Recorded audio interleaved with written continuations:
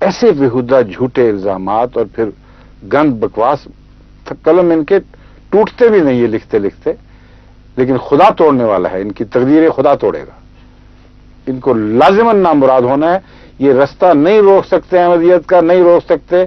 نسلوں کے بعد نسلیں ان ملاؤں کی پیدا ہوئی ہیں بڑے بڑے دعوے لے کر، سارے خاک میں مل گئے، لیکن احمدیت کو خاک میں نہ ملا سکے۔ احمدیت بڑھتی چلی جا رہی ہے، اور ہر سال آپ دیکھنا کہ کس شان کے ساتھ جماعت احمدیت ترقی کرتی ہے۔ اب ان کو پینک پڑ گئی، اب حوصلے ٹوٹ رہے ہیں، برا حال ہوا ہے، مزید مطالبے، یوں قتل کرو، یوں مارو، کر لو جو کرنا ہے۔ قرآن کریم نے شیطان کو پہلی چھٹی دی تھی، قیامت تک چھٹی، جو مرضی کرنا کر لو، لیکن خدا فرماتا ہے جو میرے بندے ہیں ان پر تمہیں غلبہ نصیب نہیں ہوگا۔ اب میں آپ کو بتاتا ہوں، ان کی زبان سن لیجئے، ان کے حوالوں کی سچائی دیکھ لیجئے۔ ایک صاحب وہی جو حیدرآباد دکن میں ہیں، یہ اپنے پیر و مرشد الیاس برنی کے قدم پر چلتے ہیں۔ الیاس برنی کا جو قلم ہے وہ بھی ایسا ہے کہ وہ تلبیس کا شاہکار پیدا کرتا ہے۔ میں نے ایک دفعہ ایک مولوی صاحب کو چیلنج کیا تھا، میرے پاس بیٹھ جائیں، الیاس برنی کی کتاب لائیں، میں حوالوں کی ترتیب بدلوں گا اور وہیں الیاس برنی کا جواب مل جائے گا۔ ہر قسم کے حوالے الگ الگ اکٹھے کر کیے، الگ الگ بیان کیے ہیں اس نے۔ ایک حوالہ اپنی ذات میں اعتراض ہے، دوسرا ایک اور رنگ میں اعتراض ہے، دونوں کو اکٹھا کر دو تو جواب مل جائے گا۔ مثلا یہ اعتراض کہ انگریزوں کی تعریف کی ہے، یہ کہ انگریزوں کے خلاف سازش کرنے والا ہے، اور دو اکٹھے ہو ہی نہیں سکتے۔ اس طرح میرا مطلب تھا کہ اس کو اگر ترتیب نو دے دی جائے جو اصل ہونی چاہیے تھی تو اعتراض خود بخود ختم ہو جاتے ہیں۔ اصولاً میں احمدیوں کو بتاتا ہوں، جس کتاب کا حوالہ دیتے ہیں اس کا سیاق و سباق پڑھ لے، الا ماشاء اللہ وہی جواب ہوتا ہے، ورنہ کسی اور جگہ اور صفحے پر آ جائے گا۔ اب سنیے، کہتے ہیں غلام احمد قادیانی جسمانی اور ذہنی مریض اور افیون اور شراب کے عادی، جسمانی اور ذہنی مریض اور افیون اور شراب کے عادی۔ مرزا غلام احمد صاحب قادیانی کو کم عمری ہی سے دو بیماریاں لگ گئی تھیں، ایک ذیابیطس کی اور دوسری دوران سر کی، درد و دوران سر کی بیماری۔ دونوں بیماریاں عمر کے بڑھنے کے ساتھ ساتھ شدید ہوتی چلی گئیں، اور درد دوران سر آخر میں مرق کی مرض، آگے بریکٹ میں لکھا ہوا ہے مرگی کی بیماری۔ یہاں میں آپ کو درجہ بتاؤں گا اس شخص کا۔ بڑے بدبخت لوگ ہیں، بڑے جھوٹے لوگ ہیں۔ بریکٹ میں مرگی کی بیماری لکھی ہے، کیوں لکھی ہے میں آپ کو سمجھاؤں گا آگے۔ آخر میں مرق کی بیماری، میراق کا مرق بنایا ہوا ہے نا، مرخی کہتے ہیں مرق کہلاتے ہیں، مرخی ہوگا غالباً، دونوں ہی چلتے ہیں، پتہ نہیں چلتے ہیں کہ نہیں، مگر میں تو مرخی کہہ رہا ہوں، غلطی ہوئی تو آپ ہی لوگ درستی کر لیں۔ مرق کے مرض بریکٹ میں مرگی کی بیماری میں بدل گیا۔ ان بیماریوں کا تذکرہ مرزا صاحب قادیانی نے خود اپنے خطوط اور اپنی کتابوں میں کیا ہے، ایک جگہ انہوں نے لکھا ہے۔ جہاں تک بیماریوں کا تعلق ہے، اس پر تبصر کرنا بڑی گدھا انسان ہے جو کرتا ہے۔ نبی بیمار نہیں ہوا کرتے، ہر نبی کو بیماریاں آئی ہیں، کئی قسم کی تکلیفوں میں مبتلا ہوتے ہیں۔ خدا کے پیارے بندے طرح طرح سے آزمائے بھی جاتے ہیں، اور عزا اور دکھ میں اللہ تعالی کا شکر کرنا یہ نبی کی شان ہے۔ ایک عام آدمی بیمار ہوتا ہے تو وہ مایوس ہو جاتا ہے، بعض دفعہ تقدیر سے شکوے شروع کر دیتا ہے، بعض دفعہ اس کی بدخلقی کی وجہ سے وہ اور کئی قسم کی روحانی بیماریوں میں مبتلا ہو جاتا ہے، کام سے رہ جاتا ہے، فرائض ادا نہیں کر سکتا۔ سوال یہ ہے کہ بیماری نے کیا اثر دکھایا بندے پر، مگر کوئی نبی مرض کے قانون سے بالا نہیں ہے۔ وہ کیا دعا ہے قرآن کی، فَإِذَا مَرِضْتُ فَهُوَ يَشْفِينِ، جب میں بیمار ہوتا ہوں تو وہ مجھے شفا دیتا ہے۔ ابراہیم علیہ السلام کی دعا ہے، ابراہیمی کی دعا۔ جب میں بیمار ہوتا ہوں تو ابراہیم بیمار نہیں ہوتے تھے، قرآن کریم نے تفصیلیں تو نہیں لکھی، نہ حضرت ابراہیم کی تحریریں، مگر ضرور بیمار ہوا کرتے تھے، اور رسول اللہ علیہ وسلم بھی بیماری سے نجات کی دعائیں کرتے تھے اور بیمار ہوتے تھے، آپ کی بیماریوں کو ذکر ملتا ہے۔ تو کوئی پاک بندہ ہو یا ناپاک بندہ ہو، بیماری کا قانون ایک طبی جاری و ساری قانون ہے، وہ نیک اور بد میں تفریق نہیں کرتا. ہاں، نیک کو بعض دفعہ غیر معمولی طور پر شفا ہو جاتی ہے دعا کے نتیجے میں، جس کے لیے بعض دفعہ دوا کی بھی حاجت نہیں ہوتی، یہ الگ مسئلہ ہے. بعض انتہائی قسم کی بیماریاں ایسی ہیں جن سے اللہ تعالیٰ نجات بخش دیتا ہے، اور پاگل پن ہے مثلا، لوگ کہتے ہیں پاگل ہے لیکن نہیں ہوتا. مرگی ہے، لوگ کہتے ہیں مرگی کا دورہ پڑتا تھا اس کو، لیکن جھوٹ ہوتا ہے. تو وہ حصے چھوڑ کر جو دوسری بیماریوں پہ انہوں نے مذاق اڑائے ہیں، یہ آپ دیکھ لینا. میں نے بارہا یہ تجربہ کیا ہے کہ وہ لوگ جو مثلا حضرت مسلم موعود کی بیماری پر آخر پہ آپ کو آرٹریوسکلوروسس کی وجہ سے ٹانگوں میں کمزوری پیدا ہو گئی تھی، جو الگ مجلسوں میں بیٹھ کے گستاخانہ کلمے کہا کرتے تھے، اکثر اسی بیماری میں مرے ہیں. اور میں نام نہیں لینا چاہتا. جنہوں نے بھی باتیں کی ہیں، تمسخر کیے ہیں، ان کو سزا ملی ہے اس دنیا میں. مولوی بعض جو کہتے تھے گند میں مرا، وہ گندے نالے میں ڈوب کے مرے ہیں، چنیوٹ گواہ ہے اس بات کا. تو ان کو اپنے انجام کی فکر کرنی چاہیے. پاک بندوں پر خدا کے قانون قدرت کے نتیجے میں ہنسنا، جبکہ اب ظاہر کروں گا، میں جیسے کہ ثابت کروں گا، یہ بیماریاں اعزاز اور شرف کا موجب تھیں، نہ کہ کسی قسم کی تذلیل کا. بعد اب ان کی زبان تو میں پڑھ کے سناؤں گا نا. کہتے ہیں دوران سر آخر مرق یعنی مرگی کی بیماری میں بدل گیا. ان بیماریوں کا تذکرہ مرزا صاحب خود اپنے خطوط میں یوں کرتے ہیں. دوسری مرض ذیابیطس تقریباً 20 برس سے ہے جو مجھے لاحق ہے. ٹھیک ہے، یہ کس سن کا خط ہے؟ یہ 20 برس سے اس میں لکھا ہوا ہے. تاریخ ہوتی تو اچھا تھا، یہی پتہ چلتا کہ کس عمر میں شروع ہوئی ہے. یہ بچپن میں نہیں تھی، یقینی طور پر میں اس لیے بتا رہا ہوں کہ 20 برس میں تو ہو ہی نہیں سکتا. مسیح علیہ السلام اپنے منصب پر فائز ہونے کے بعد یہ خط لکھ رہے ہیں. یہ کہ قتل وہی پہ وہ 1900 کے بعد کی ہے، 1900 کے بعد کی ہے. بہرحال یہ تحریریں 1900 یا اس کے لگ بھگ کی ہیں. تو اس میں سے جب 40 سال سے آپ کی عمر تجاوز کر چکی تھی، اس لیے بچپن سے کہنا ہے ہی غلط. اس وقت لگی ہیں بیماریاں جب اسلام کے دفاع میں آپ نے غیر معمولی محنت کی ہے، اور جیسا کہ ثابت ہوگا ان بیماریوں کا اسی سے تعلق ہے. تو عام بیماریوں پر ہنسنا بھی بڑا گناہ ہے، جہالت ہے. لیکن دین کی خاطر کوئی بیمار ہو جائے تو وہ تو حد سے زیادہ ظلم ہے، اور پھر اس کی پیشگوئی بھی ہو. حضرت اقدس محمد مصطفیٰ صلی اللہ علیہ وسلم نے اس واقعہ سے 1300 برس پہلے بتا دیا ہو کہ جو سچا مسیح آئے گا وہ 2 زرد چادروں میں لپٹا ہوگا. اب یہ تعبیروں کی کتابیں اٹھا کے دیکھ لیں، زرد چادر بیماری کی علامت ہوتی ہے. ایک اوپر کی بیماری، ایک نیچے کی. مسیح علیہ السلام اسی ذکر میں خود تفصیل سے بیان کرتے ہیں، اور اس میں نہ شرم کا کوئی موقع تھا بلکہ اعزاز کی بات تھی. اس لیے آپ نے بے تکلفی سے سب کچھ بتایا ہے. مجھے لاکھ اب اور ابھی تک 20 دفعہ کے قریب روز پیشاب آتا ہے، اور امتحان سے بول میں شکر پائی گئی. یعنی ذیابیطس کی پہلے تو ایک ذیابیطس ہوا کرتی تھی مسیح علیہ السلام کو، جو ذیابیطس انسیپیڈس کہلاتی ہے، جس کا مطلب ہے کہ شوگر نہیں ہوتی مگر اعصابی تناؤ کی وجہ سے، دماغی کاموں کی وجہ سے بار بار پیشاب آتا ہے. کئی دفعہ مجھے بھی ایسا واقعہ ہوا ہے جن دنوں میں دورے کیا کرتا تھا وقفہ جدید کے. نارملی مجھے سارا دن میں کوئی ضرورت نہیں پڑتی تھی، لیکن جب یہ دماغی کام کرتا تھا، کتابیں وغیرہ یا مضامین لکھنا یا تحقیق کرنا، تو بعض ساری رات چکر لگانے پڑتے تھے. اس میں کون سی حیا کی بات ہے؟ ایک طبی بات ہے، اور یہ قابل تعریف ہے. اگر نیک کام میں یہ بیماری لگے تو اچھی بات ہے، اگر بدیوں میں مبتلا ہو کر لگے تو وہ اور بات ہے. بیماری تو بیماری رہے گی. کہتے ہیں مرگی کی بیماری،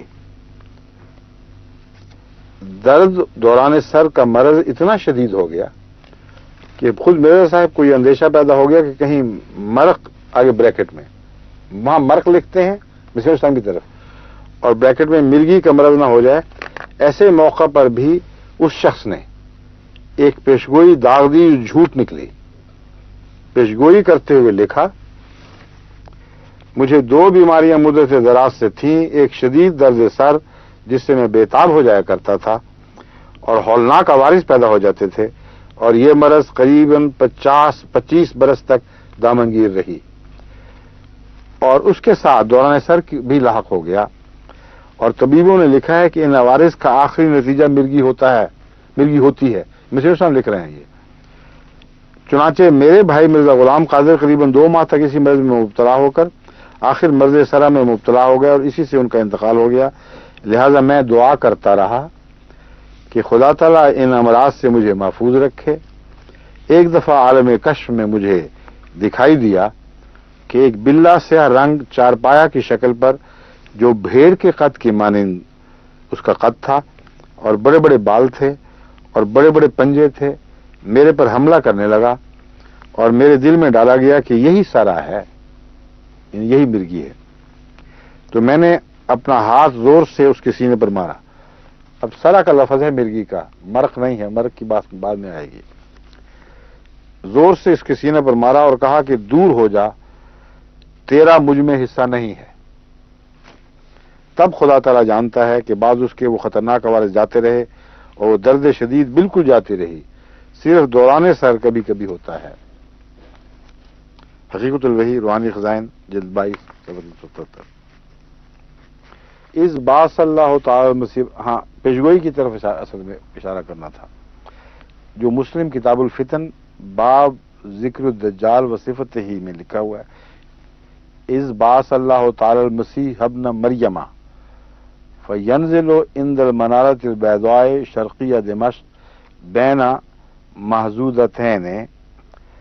اللہ تعالیٰ مسیح مریم کو مبعوث فرمائے گا، جو دمشق کے مشرقی سفید مینارے کے پاس 2 زرد رنگ کی چادریں پہنے 2 فرشتوں کے بازوؤں پر ہاتھ رکھے نازل ہوگا. مسلم کتاب الفتن میں ہے عبارت، یہ دیکھ لیں، محظوظتین میں 2 زرد چادریں. اس پہ تو مولوی بھی اختلاف نہیں کرتے، مانتے ہیں کہ حدیث شریف میں یہ آیا ہے کہ مسیح جب نازل ہوگا 2 زرد چادروں میں لپٹا ہوا ہوگا. آگے کہتا ہے حقیقت یہ ہے کہ مرزا صاحب کو مرگی کا مرض، مرگی آگے مرخ بریکٹ میں، پہلے مرخ لکھا تھا، بریکٹ میں مرگی کر دی تھی، اب مرگی بریکٹ میں مرخ کا مرض ہو گیا اور یہ دن بدن شدید ہوتا گیا. مرزا صاحب کے ماننے والے اس مرض کا اعتراف کرتے ہیں، البتہ توجیہ یہ کرتے ہیں کہ یہ دماغی محنت کا نتیجہ تھا. قادیانیوں کے 1926 کے ایک رسالہ میں یہ توجیہ کی گئی. مرق کا مرض حضرت مرزا صاحب کو مروسی نہ تھا، یہاں مرق لفظ آ گیا. اس کا مرگی بدبخت نے خود بنایا ہوا ترجمہ. یہ خارجی اثرات کے متحد پیدا ہوا تھا اور اس کا باعث سخت دماغی محنت، تفکرات، غم اور سوء ہضم تھا، جس کا نتیجہ دماغی ذوف تھا اور جس کا اظہار مرق اور دیگر ذوف کی علامات مثلا دوران سر سے ہوتا تھا. مرق سے مراد یہ ہے کہ جب مثلا معدے میں تکلیف ہو، بعض زہریلے مادے نکلتے ہیں تو اس سے بعض دفعہ برین فیگ ہو جاتا ہے، انگریزی میں اس کو برین فیگ کہتے ہیں. بعض دفعہ ہائپوکونڈریسس ہو جاتا ہے، یعنی ایک مرض، ایک انسان کو یہ خیال ہوتا ہے کہ شاید یہ مرض نہ ہو گیا ہو، یہ مرض نہ ہو گیا ہو، اور اپنی ذات کی اور اپنی صحت کے متعلق انسان کو وہم آنے لگتے ہیں. اس کا نام مراق ہے، اور اس کو مرگی کہنا یہ خالصتاً سراسر جھوٹ ہے. تبھی یہ ہر دفعہ کبھی یہ مرگی باہر لکھتا ہے اور بریکٹ میں مرق کر دیتا ہے، کبھی مرق باہر لکھتا ہے اور مرگی بیٹ بریکٹ میں کر دیتا ہے، اور یہ ثابت کر رہا ہے کہ مرزا صاحب نے تسلیم کر لیا تھا کہ ہو گئی. آگے میں آپ کو بتاتا ہوں. اصل حوالہ جو ہے 26 کا، وہ دیکھیے وہاں کیا لکھا ہوا ہے.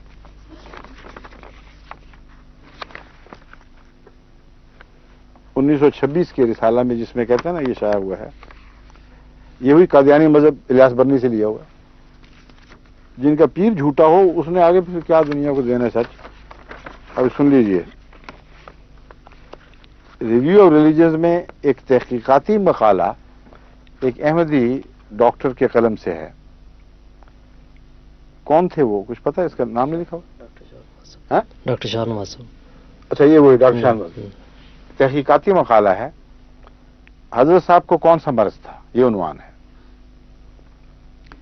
میں یہ بتا چکا ہوں کہ میراق کی علامت مرگی، ہسٹیریا، قزاز، سکتہ اور بھی ذوف وغیرہ امراض میں پائی جاتی ہے. یعنی میراق کی علامت ان مرضوں میں بھی پائی جاتی ہے. میراق مرگی نہیں ہے. اہل مرض کی تشخیص کرنے کے لیے اب ہم دیکھتے ہیں کہ حضرت صاحب میں میراقی علامات کے علاوہ اور کس مرض کی علامات موجود تھیں. سمجھ گئے؟ ہم کو خوب معلوم ہے کہ ان میں مرض مرگی کی علامت نہ تھی. کس کے جھوٹ بولتا ہے شخص کہ دیکھ لو 26 اس میں لکھا ہوا ہے. کہتے ہیں ہمیں خوب معلوم ہے کہ نہ تھی، نہ ہی کبھی ان کو ہسٹیریا کا دورہ ہوا. اسی طرح قزاز اور سکتہ کا بھی نام و نشان نہ تھا. کبھی آپ کو سکتہ نہیں ہوا، کبھی قزاز نہیں ہوا، یعنی تشنجی دورے جو مرگی سے مشابہ ہیں. کیونکہ ان چاروں امراض میں بے ہوشی کم و بیش ایک لازمی جز ہے، اور حضرت صاحب کے میراق کے دورہ میں کبھی بے ہوشی نہیں ہوئی، ایک دفعہ بھی. بس معلوم ہوا کہ صرف ایک ہی مرض تھا جس کی وجہ سے ان میں میراق کی علامات نمودار ہوتی تھیں، اور وہ مرض انتہائی اعصابی ذوف تھا. پھر کہتے ہیں دوسرے دو طرح سے یہ میراق ہوا کرتا ہے. اول کثرت دماغی محنت کثرت ہوگا، دماغی محنت کی کثرت مراد ہے، اور تفکرات، قوم کا غم اور اس کی اصلاح کی فکر. دوسرے غذا کی بے قاعدگی کی وجہ سے سوء ہضم اور اسہال کی شکایات. یہ وجوہات ہیں جو میراق پیدا کرتی ہیں.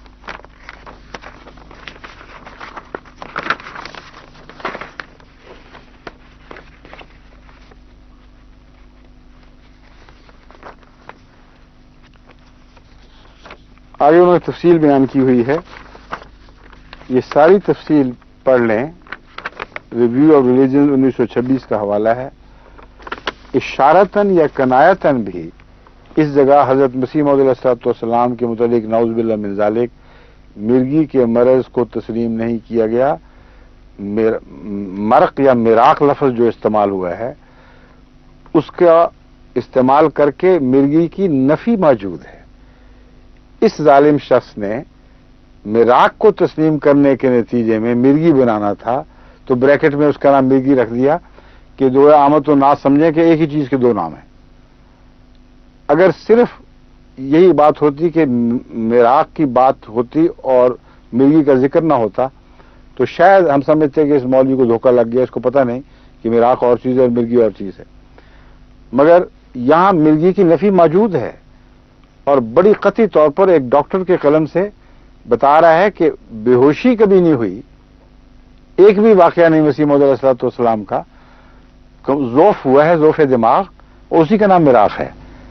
اور وہ ہونا ہی تھا جس کو دوران سر ہو، جس کو پیشاب کی اتنی تکلیف ہو، جس کا خدمت دین کی خاطر رات بھر جاگنا اور پھر دن کو بھی محنت کرنا اور پھر کھانوں کے وقت بدل جانا. یہاں تک آتا ہے حضرت مسیح علیہ السلام خود لکھتے ہیں کہ مجھے تو خدمت دین کا ایسا جوش اللہ تعالیٰ نے دل میں پیدا کیا، اور خاص طور پر عیسائیت کے خلاف کہ انہوں نے خدا کا بیٹا بنایا ہوا تھا. مجھے بچپن ہی سے ایک ایسی تحریک دل میں اٹھی ہے کہ جب میں ان بازی فنڈر وغیرہ اس قسم کے ظالموں جو اس زمانے کے سلمان رشدی کی قسم تھے ان کی تحریریں پڑھتا تھا تو میرا دل خون کھولتا تھا کہ میں ان کا جواب لکھوں. اور اللہ تعالیٰ نے مجھے پھر ایسی توفیق عطا فرمائی. فرماتے ہیں بعض دفعہ ساری رات ایک طرف پیشاب کی بیماری جو رات کو جاگنے سے اور بڑھتی جاتی ہے، بعض دفعہ فرماتے ہیں کہ ایک 100 مرتبہ بھی مجھے جانا پڑے 24 گھنٹے میں، لیکن میں اپنے کام سے باز نہیں آیا. کھانے کے متعلق فرماتے ہیں کہ مجھے کھانا بعض دفعہ پیش کیا جاتا تھا اور میں کھاتا تھا، مجھے کچھ پتہ ہی نہیں ہوتا تھا کہ میں کھا کیا رہا ہوں، یہ کس چیز کے لقمے ہیں، کیا مزہ ہے، اور ذہن گھومتا تھا ان اعتراضات میں اور ان کے جواب دینے میں. یہ حقیقت ہے. اور ان بدبختوں کو کوئی حیا نہیں کہ اسلام کے دفاع میں ایک آدمی اپنی جان ہلکان کر رہا ہے اور اس کے نتیجے میں بیمار ہوا ہے اور یہ بیٹھے ٹھٹھے کر رہے ہیں، تمسخر اڑا رہے ہیں. اور وہ بیماریاں وہ جو خدا کے رسول نے صلی اللہ علیہ وسلم نے پہلے سے بتا دی تھی اور ان کا تعلق خدمت دین سے ہے اور سرا کا نام و نشان بھی اس میں نہیں ہے. یہ وہ بدبخت جھوٹ ہے ان کا، اور اس طرح یہ جھوٹ بناتے ہیں. حوالہ دے دیا ہے 1926 کا رسالہ دیکھ لیں. ہوا یہ کہ جب اس نے کہا نا 1926 کا رسالہ دیکھ لیں، مجھے تو میں جو جانتا ہوں، گھر کا آدمی ہوں، مجھے پتا ہے کہ اشارتاً یا کنایتاً بھی مسیح علیہ السلام کے متعلق کبھی بے ہوشی کا ذکر نہیں ملتا یا نعوذ باللہ من ذالک مرگی کا ذکر نہیں ملتا. میں نے ان سے کہا ہادی علی سے کہ اصل ریویو نکلواؤ، فوراً ربوہ لکھو، پرانا نکالیں اور وہ پوری عبارت مجھے دکھائیں. وہ جو پڑھی ہے تو یہ پتہ چلا کہ وہاں اقرار نہیں بلکہ قطعی انکار اور طبی حوالوں سے انکار ہے، علامتیں ظاہر کر کے انکار کیا گیا. لیکن جہاں تک ان بدبختوں کا تعلق ہے، ان کو یہ پتہ نہیں کہ ہیں کس کے نقش قدم پر. حضرت صلی اللہ علیہ وآلہ وسلم پر مرگی کا الزام لگانے والے موجود ہیں، اور ان بدبختوں کا جواب بھی احمدیوں کو لکھنے کی توفیق ملی ہے، ان کو نہیں ملی. ہم کس رشدی سے لڑیں؟ اب رسول اللہ علیہ وسلم کے خلاف جو رشدی ہیں ان سے بھی لڑنا پڑتا ہے. کہ مسیح علیہ السلام کے خلاف آپ بھی آپ کے نائب و خلیفہ تھے، آپ کے لیے مقابل پر بھی رشدی اٹھنا ہی چاہیے تھے، مجبوری ہے، ان سے بھی ہمیں لڑنا پڑتا ہے. اب دیکھیں ایپیلیپسی کا کانسیپٹ کہاں سے آیا ہے. سب سے پہلے حضرت اقدس محمد رسول اللہ پر ایپیلیپسی کا الزام لگانے والا شخص ایک بیزنٹائن ہسٹورین تھیوفینس تھا. تھیوفینیز اس کا تلفظ ہوگا. بیزنٹائن ہسٹورین تھیوفینیز جو 817 اے ڈی میں مرا ہے، یعنی حضرت صلی اللہ علیہ وآلہ وسلم سے یہ تقریباً 250 سال کے لگ بھگ بعد میں یہ مرا ہے. پہلے پیدا ہو گیا، 100 سال کے بعد شاید پیدا ہوا ہو. یہ شخص، یہ بدبخت انسان پہلا ہے جس نے حضرت اقدس محمد رسول اللہ پر مرگی کا الزام لگایا ہے. اور پھر کہتا ہے کہ حضرت جیسے میں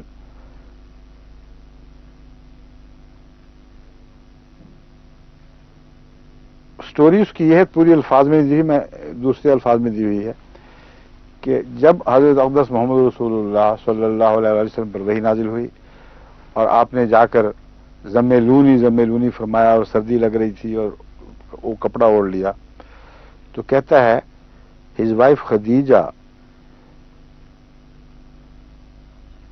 of his experience at Hira was extremely disappointed and disgusted. ایسا بدبخت نے جھوٹی کہانی بنا لی ہے. کہتا ہے she was very much grieved that she, being of noble descent, was tied to such a man who was not only poor but epileptic as well.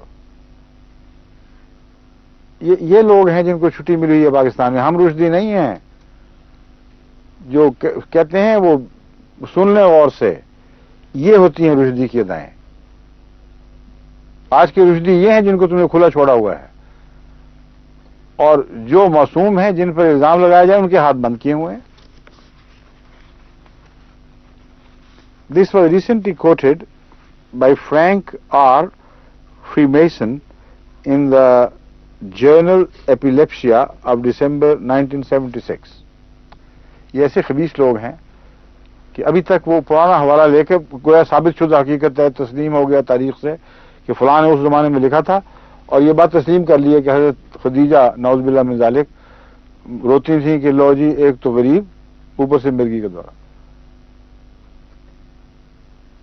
اور کہتے ہیں کہ یہ تاریخ حقیقت ہے. جب یہ مضمون لکھا تو ڈاکٹر ساجد مرحوم امریکہ کے جو احمدی نرو اسپیشلسٹ ہیں، انہوں نے اس پر بڑا مضبوط دفاع کیا، بڑے زور کے ساتھ حملہ کیا ان پر جوابی، اور بتایا ہے کہ تم لوگ کیا کہتے ہو.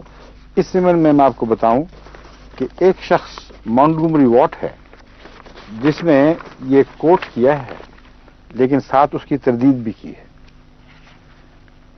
کہاں ہے وہ؟ نکالو ذرا, آخر پر ہوگا اس سے پہلے.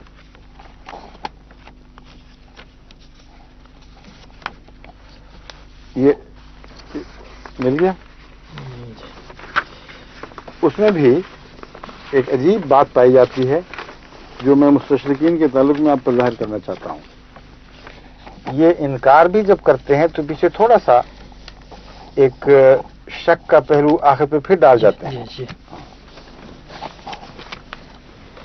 مونٹگومری واٹ نے اس الزام کا ذکر کیا اور ذکر کے ساتھ اس کا انکار بھی کیا.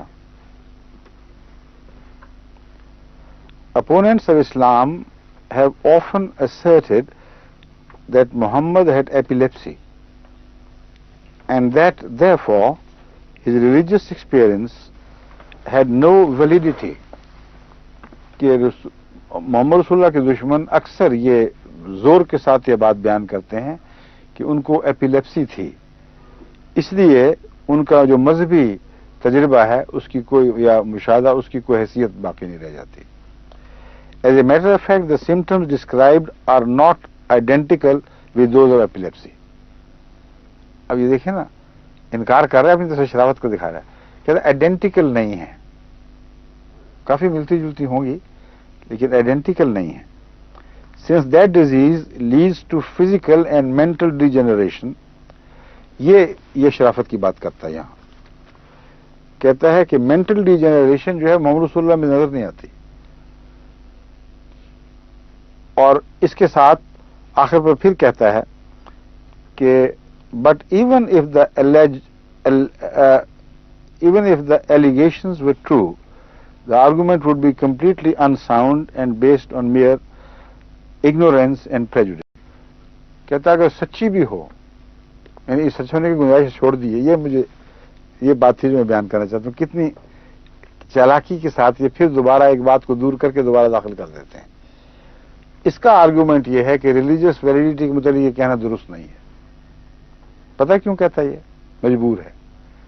اس لیے کہ سینٹ پال کے متعلق ان کے محققین تسلیم کرتے ہیں کہ سینٹ پال کو مرگی کے دورے پڑتے تھے, اور پہلا جو اس نے کشف بیان کیا کہ مسیح مجھ پہ نازل ہوئے ہیں, وہ ان کے ساتھی کی روایت کے مطابق مرگی کا دورہ پڑا, وہ تشنج کی حالت میں غش کھا کے زمین پر جا پڑے. تو اپنے سینٹس کو, اپنے عیسائیت کے منبع کو بچانے کی خاطر یہ ہوشیار لوگ جو ہیں وہ یہاں آ کر رک جاتے ہیں, تھوڑا سا شک کا سایہ ڈال کے کہتے ہیں نہیں اس پوائنٹ میں ویلیڈیٹی نہیں ہے. یعنی اگر ہو بھی مرگی تب بھی یہ تسلیم کرنا پڑتا ہے کہ مذہبی ویلیڈیٹی باقی ہے, اعتراض ویلڈ نہیں ہے. ولیم میور بھی اس سوال کو اٹھاتا ہے اور ایک کے بعد دوسرے. پادری فنڈر تو نہایت ہی خباثت کے ساتھ کھلے بندوں اس کا اعلان کرتا ہے کہ نعوذ باللہ من ذالک رسول اللہ صلی اللہ علیہ وسلم مرگی زدہ تھے.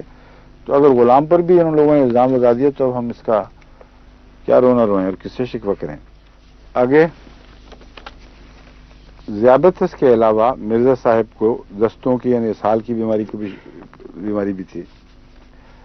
حضرت مسیح علیہ السلام فرماتے ہیں مجھے اسہال کی بیماری ہے اور ہر روز بعض دفعہ کئی دفعہ حاجت کے لیے جانا پڑتا ہے, مگر جس وقت بھی حاجت ہوتی ہے تو مجھے افسوس ہوتا ہے کہ ابھی کیوں حاجت ہوئی.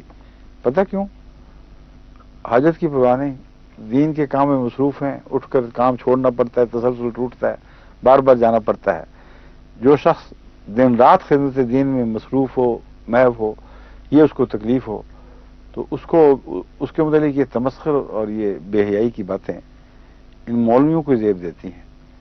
امام احمد بن حنبل کا پتہ کس طرح وفات ہوئی تھی؟ امام احمد بن حنبل بھی کام میں جاگا کرتے تھے, مگر 7 کھجور پڑے ہوئے تھے اور اتنے کھائے کہ پتہ ہی نہیں لگا کہ کتنا کھا گیا ہوں. اس کے نتیجے میں اسہال ہوئے اور پھر وفات ہو گئی. تو یہ بدبخت جو ہنستے ہیں مسیح علیہ السلام پر کہ عیسائی اسہال سے فوت ہوئے, کوئی نیک بندہ خدا کا اس طرح فوت نہیں ہوا کرتا, امام احمد بن حنبل کو کیا مانتے ہیں؟ اگر میرے صاحب کو تو زیادہ کھا کے نہیں لگے تھے. کھانے کی بے قاعدگی اور دین کی خاطر بعض دفعہ آپ کھانا 10 بجے صبح کھا لیتے تھے تاکہ رات تک پھر اٹھنا نہ پڑے. اور مسلسل سارا دن کام میں لگے رہتے تھے. کبھی اتنا لیٹ کہ 2-3 بجے تک کھانا ہی نہیں کھایا, صبح سے بھوکے بیٹھے ہیں. ایسے شخص جس کو بے قیدگی ہو اس کو تکلیف ہو جاتی ہے, اور اس تکلیف کو تمسخر کا نشانہ بنانا یہ سوائے جہالت اور بد اخلاقی کی اور کوئی بات نہیں ہے. یہ ان کو زیب دیتی ہے. خدا کے انبیاء کی مثال میں نے دے دی ہے, پہلے بھی حضرت ایوب کی مثال دی ہے. حضرت ابراہیم تسلیم کرتے ہیں وَإِذَا مَرِضْتُ فَهُوَ يَشْفِينِ. حضرت ایوب کا جو حال ہوا تھا وہ سب بہتر جانتے ہیں. رسول اللہ علیہ وسلم بیمار ہوا کرتے تھے. اور جہاں تک ذہن پر اثر یادداشت کا تعلق ہے, ان لوگوں نے بخاری کا مطالعہ نہیں کبھی کیا, اور اپنی بدبختی میں یہ باتیں روایتیں مان جاتے ہیں کہ نعوذ باللہ آپ پر جادو ہو گیا تھا. حالانکہ جماعت احمدیہ ہے جس نے اس مسلک کو پیش کیا اور ثابت کیا ہے کہ رسول اللہ صلی اللہ علیہ وسلم کو جادو ہرگز نہیں ہوا, نہ ہو سکتا تھا. دشمن آپ کو مسحور کہتا تھا, خدا اس کا انکار کر رہا ہے.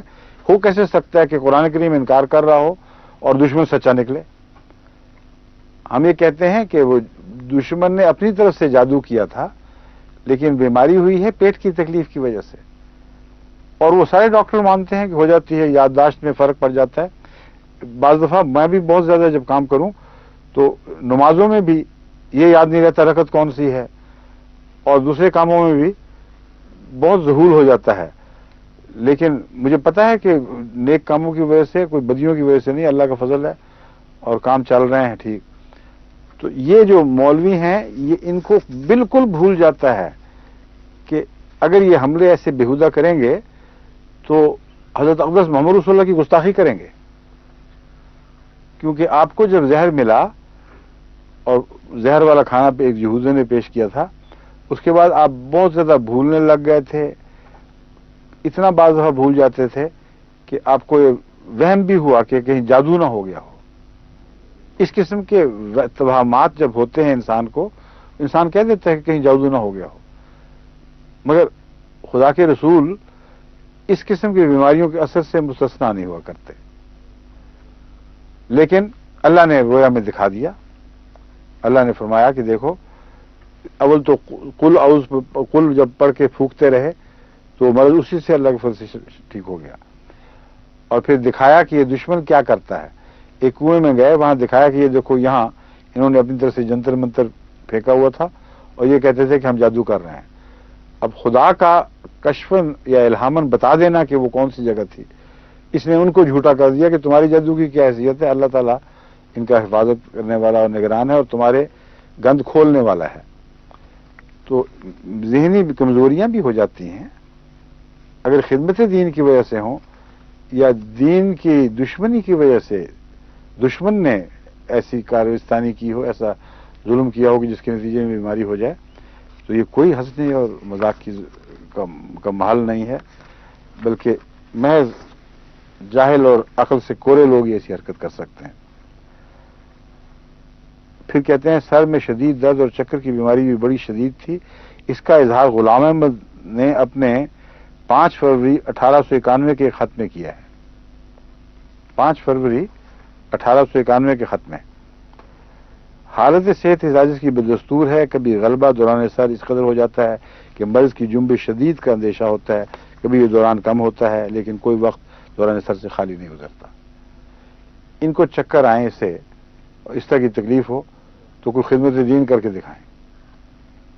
حضرت مسیح موعود علیہ السلام نے اس حالت میں 100 سے زائد کتابیں لکھی ہیں اور اسلام کے دفاع میں وہ کچھ کہا ہے کہ اس زمانے کے مولوی اعتراف حق کرنے پر مجبور ہو گئے کہ ایسا عظیم اسلام کا دفاع کرنے والا پہلے پیدا نہیں ہوا. کہتے ہیں مراقی تھا, دماغی حالت کمزور تھی, جنون کسی کیفیت تھی, مرگی کا مریض, شراب کا عادی, افیون کا عادی. یہ ہے جس کو خدا نے اس زمانے کے لیے چنا ہے. ان ساری باتوں کے بعد جو اس نے کام کر دکھائے وہ تو دیکھو. کہتے ہیں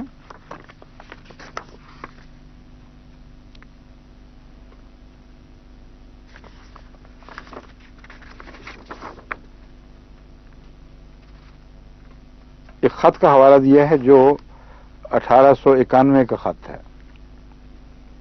اکثر بیٹھے بیٹھے رینگن ہو جاتی ہے، زمین پر قدم اچھی طرح نہیں جمتا.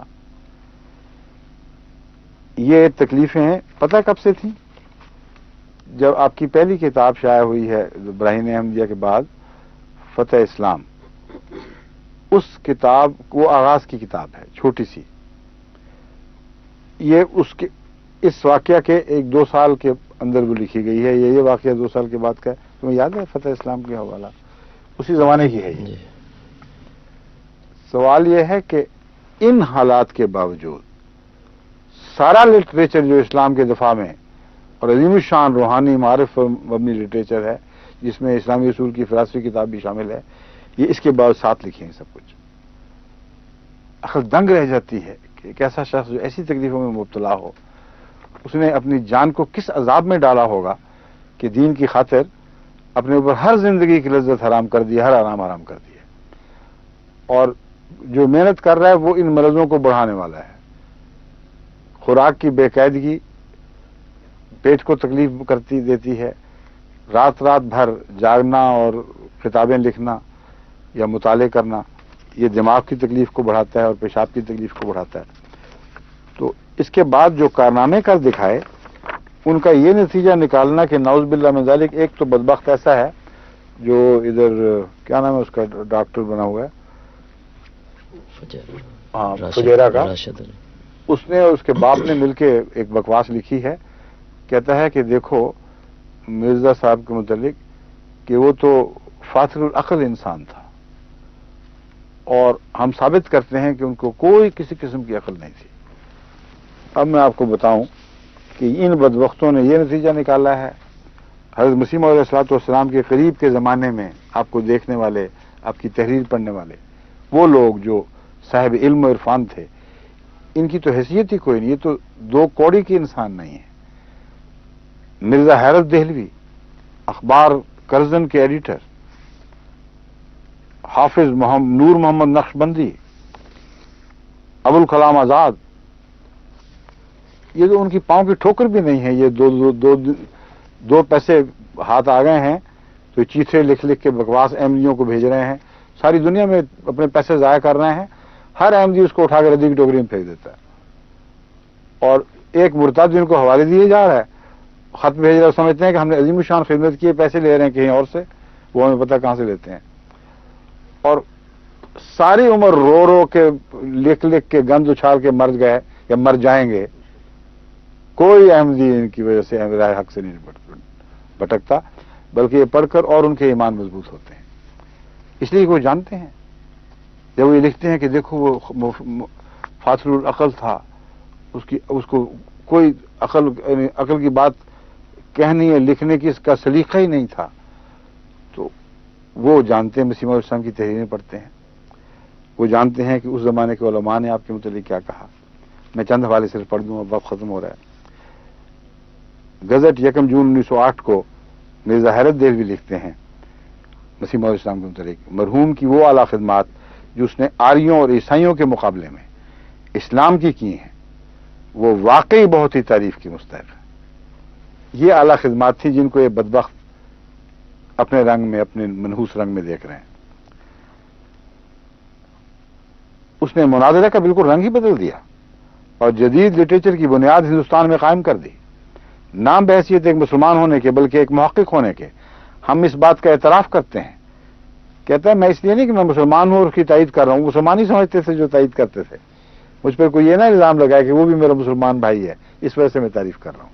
میں محقق ہونے کے، بحیثیت محقق ہونے کے ہم اس بات کا اعتراف کرتے ہیں کہ کسی بڑے سے بڑے آریہ اور بڑے سے بڑے پادری کو یہ مجال نہ تھی کہ مرحوم کے مقابلے میں زبان کھول سکتا. جو بے نظیر کتابیں آریوں اور عیسائیوں کے مذاہب کی رد میں لکھی گئی ہیں اور جیسے دندان شکن جواب مخالفین اسلام کو دیے گئے، آج تک معقولیت سے ان کا جواب الجواب ہم نے تو نہیں دیکھا، سوائے اس کے کہ آریہ نہایت بد تہذیبی سے اسے یا پیشوایان اسلام یا اصول اسلام کو گالیاں دیں. اس کے قلم میں اس قدر قوت تھی، اس کے قلم میں اس قدر قوت تھی کہ آج سارے پنجاب بلکہ سارے ہند میں بھی اس قوت کا کوئی لکھنے والا نہیں. ایک پرجذبہ اور قوی الفاظ کا انبار اس کے دماغ میں بھرا رہتا تھا، اور جب وہ لکھنے بیٹھتا تھا تو جچے تلے الفاظ کی ایسی آمد ہوتی کہ بیان سے باہر ہے۔ مولوی نور الدین مرحوم خلیفہ اول سے جو ناواقف ہیں تو وہ اپنی غلطی سے یہ سمجھتے ہیں کہ ان کتابوں میں مولوی نور الدین صاحب نے بہت مدد دی ہے، مگر ہم اپنی ذاتی واقفیت سے کہتے ہیں کہ حکیم نور الدین مرحوم مرزا کے مقابل میں چند سطریں بھی نہیں لکھ سکتا تھا۔ یہ ہیں اہل حق شرفاء اس زمانے کے، اہل علم۔ کرزن کے ایڈیٹر مرزا حیرت دہلوی جانتے تھے حضرت خلیل ان کی تحریر ہی اور ہے، آج بھی الفاظ میں جب چھپتی ہیں پتہ لگ جاتا ہے صاف۔ کہتے ہیں جانتے ہیں مرحوم نور الدین مرحوم مرزا کے مقابل میں چند سطریں بھی نہیں لکھ سکتا، اگرچہ مرحوم کے اردو علم و ادب میں بعض اصل میں نور الدین مرحوم نہیں ہے، یہ مشرم کی حضرت خلیفہ المسیح اول کی زندگی کا ہے، مجھ سے غلط پڑھا گیا ہے، یعنی پڑھا تو ٹھیک ہے لیکن سکتہ غلط جگہ کیا ہے۔ حکیم نور الدین مرحوم مرزا کے مقابلہ میں یہ ہے، چند سطریں بھی نہیں لکھ سکتا تھا۔ تبھی میں سوچ رہا تھا غائب کہاں ہو گیا، وہ اس لیے کہ حاضر کی بات کر رہے ہیں۔ اگرچہ مرحوم کے اردو علم و ادب میں بعض مقامات پر پنجابی رنگ اپنا جلوہ دکھا دیتا ہے، تو بھی اس کا پرزور لٹریچر اپنی شان میں بالکل نرالا ہے، اور واقعی اس کی بعض عبارتیں پڑھنے سے ایک وجد کی سی کیفیت طاری ہو جاتی ہے۔ پادریوں کے مقابلہ میں کس طرح ان کے پاؤں کھڑے ہیں، ان منوسوں کو تو توفیق ہی نہیں ملتی، یہ سمجھتے ہیں احمدیوں کے خلاف پیچھے پڑنے سے ساری نجات وابستہ ہے۔ ساری دنیا میں عیسائیت حملے کر رہی ہے، لاکھوں مسلمانوں کو ہر سال یہ عیسائی بنا رہے ہیں، ان کو جوں تک نہیں دیکھتی کان پر۔ درجی کوئی نہیں، جھوٹے ہیں، صرف پیچھے پڑنے والے، گند اچھالنے والے ہیں۔ حافظ نور محمد نقش بندی چشتی دیباچہ اپنے شائع کردہ قرآن کے دیباچہ میں صفحہ 30 پر اعتراف کیا، اسی زمانے میں پادری لیفرائے پادریوں کی ایک بہت بڑی جماعت لے کر اور حلف اٹھا کر ولایت سے چلا کہ تھوڑے عرصے میں تمام ہندوستان کو عیسائی بنا لوں گا۔ ولایت کے انگریزوں سے روپیہ کی بہت بڑی مدد اور آئندہ کی مدد کے مسلسل وعدوں کا اقرار لے کر ہندوستان میں داخل ہو کر بڑا تلاطم برپا کیا۔ حضرت عیسیٰ کی آسمان پر بجسم خاکی زندہ موجود ہونے اور دوسرے انبیاء کے زمین میں مدفون ہونے کا حملہ عوام کے لیے اس کے خیال میں کارگر ہوا، تب مولوی غلام احمد قادیانی کھڑے ہوئے، یہ ان کو مولوی اپنی طرف سے بیچارے کہہ رہے ہیں، اور اس کی جماعت سے کہا کہ عیسیٰ جس کا تم نام لیتے ہو وہ دوسرے انسانوں کی طرح سے فوت ہو کر زمین دفن ہو چکے ہیں، اور جس عیسیٰ کے آنے کی خبر ہے وہ میں ہوں، بس اگر تم سعادت مند ہو تو مجھ کو قبول کر لو۔ اس ترکیب سے اس نے لیفرائے کو اتنا تنگ کیا کہ اس کو پیچھا چھڑانا مشکل ہو گیا، اور اس ترکیب سے اس نے ہندوستان سے لے کر ولایت تک کے پادریوں کو شکست دے دی۔ ان کے مولوی صاحب ہیں، ابوالکلام آزاد کا دیکھیں قلم کیسا چلتا ہے۔ وہ شخص بہت بڑا شخص جس کا قلم سحر تھا، سیف تھا اور زبان جادو، وہ شخص جو دماغی عجائبات کا مجسمہ تھا، جس کی نظر فتنہ اور آواز حشر تھی، جس کی انگلیوں سے انقلاب کے تار الجھے ہوئے تھے، جس کی 2 مٹھیاں بجلی کی 2 بیٹریاں تھیں، وہ شخص جو مذہبی دنیا کے لیے 30 برس تک زلزلہ اور طوفان رہا، جو شور قیامت ہو کر خفتگان ہستی کو بیدار کرتا رہا۔ یہ ہیں حضرت مسیح موعود علیہ السلام کے متعلق اس زمانے کے اہل علم اور بزرگ، اور وہ جو اس زمانے میں شرافت کے مسلمانوں میں سب سے بڑے علمبردار تھے۔ کہتے ہیں ایسے لوگ جن سے مذہبی یا عقلی دنیا میں انقلاب پیدا ہو ہمیشہ دنیا میں نہیں آتے۔